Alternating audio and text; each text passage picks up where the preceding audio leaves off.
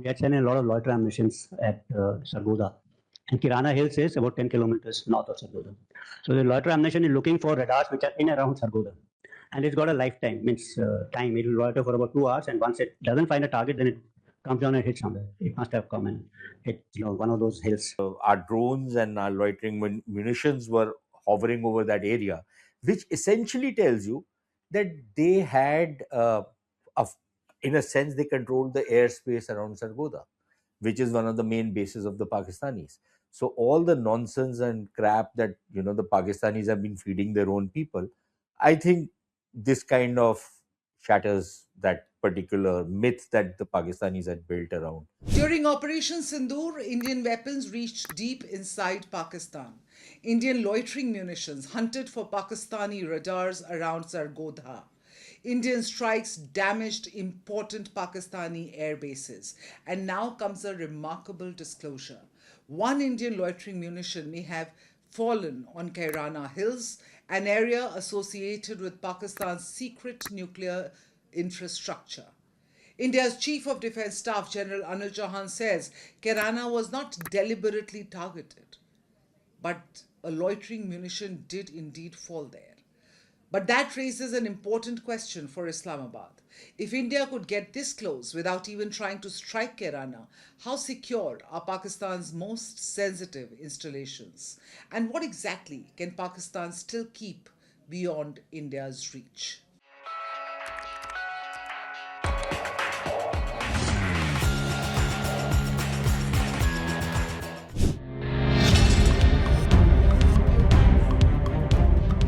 General Chauhan says India sent several loitering munitions towards Sargodha. Their job was to search for Pakistani radars. Now, Kirana Hills, long associated with Pakistan's nuclear infrastructure, lies roughly 10 kilometers north of Sargodha. So, in effect, what the CDS is saying is this: India did not plan to hit Kirana Hills, but an Indian loitering munitions searching for radars may have landed there. Munitions searching for radars can loiter for roughly 2 hours. If one munition failed to find its target, it eventually had to come down. His assessment is that one may have landed on Kirana Hills. So the story is no longer about whether India attacked Kirana Hills, but about how an Indian weapon got there in the first place, loitered for at least 2 hours without Pakistan detecting it, and gave Islamabad the nightmare it never saw coming. It seems like it was a targeted attack by a missile, kind of a projectile, not from one of these loitering munition kind of drones.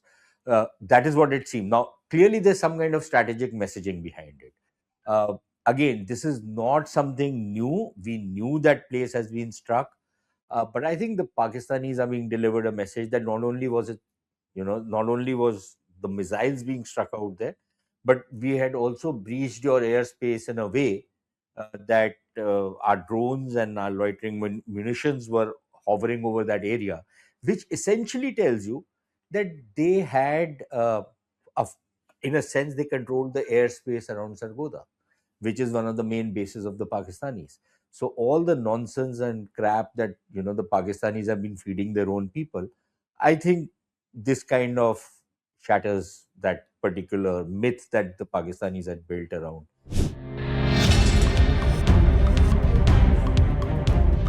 Pakistan has spent billions building layers of air defense. It operates Chinese origin systems. It has fighters, radars, and surface to air missiles. Yet, during Operation Sindoor, India demonstrated that these layers were not an impenetrable wall. The Indian government says its forces targeted Pakistani air defense radars and systems. It says an air defense system at Lahore was neutralized. Loitering munitions were used against radar and missile targets. Then India went deeper. Sargodha, Nur Khan, Bholari, Jacobabad. These are not terror camps near the border.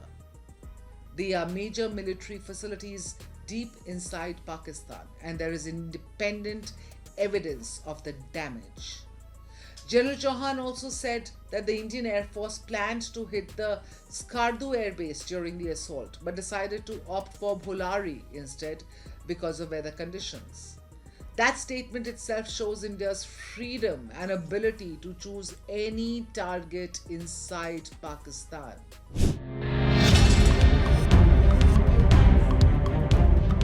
Consider Nur Khan. The base sits near Rawalpindi. This is Pakistan's military heartland. The army headquarters is there. Important command infrastructure is concentrated in the region. The Washington Post noted that the strike on Nur Khan attracted particular attention because of its proximity to Pakistan's nuclear command infrastructure. India was demonstrating something very specific. Distance was no longer enough. Being far from the border was no longer enough. Being surrounded by military infrastructure was no longer enough. So Pakistan's strategic depth had stopped being an automatic strategic shield.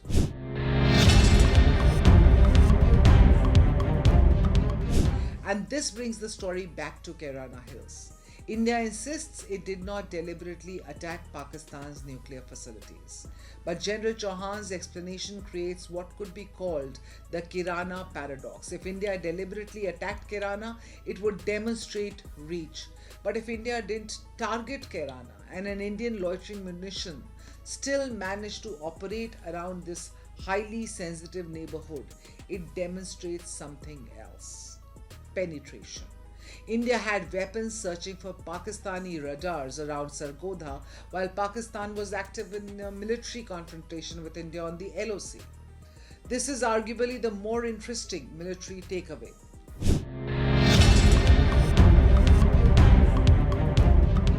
And perhaps that is why Kirana Hills is such a powerful ending to the story. India does not need to claim it bombed Kirana. In fact, India says precisely the opposite. It says Kirana was not the target, not a nuclear message, a vulnerability message. The assumption that Pakistan's most sensitive geography is automatically protected by distance. After Operation Sindoor, every Pakistani military planner is going to look at the map differently. Because Kirana Hills leaves Islamabad with one question: if this is where an Indian weapon could end up when Kirana wasn't even the target, what happens when India actually chooses the target? You're watching Times Access. I'm Aditi Prasad. Click on the bell icon below to like and subscribe to this channel and never miss a Times Access update.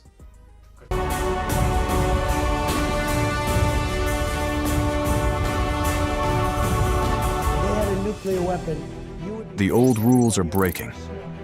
Alliances are shifting. Apologize again to the victims of the paedophile Jeffrey Epstein. Wars are redrawing maps. Oil routes can shake economies overnight.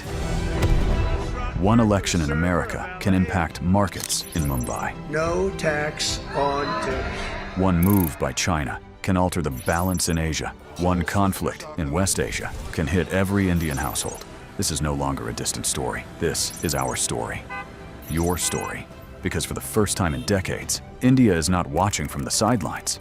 India is rising. India is negotiating. India is balancing rivals. India is building military strength.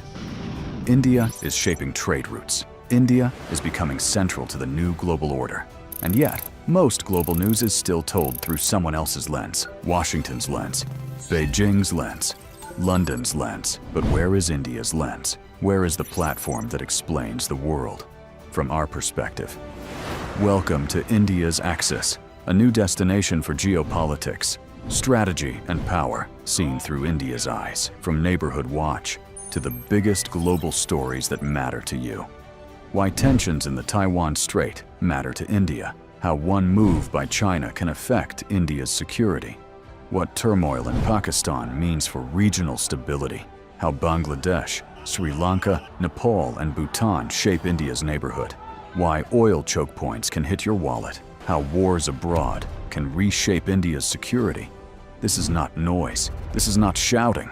This is not recycled headlines. This is sharp, intelligent storytelling. Daily explainers, war room analysis, strategic conversations. Because news is everywhere, but perspective is rare, and in the age of confusion, clarity is power. Axis is for the audience that wants more than headlines. The axis of global power is shifting. India is at the center of that shift. It's time the world was explained accordingly, to understand the world through India's strategic lens. Subscribe now.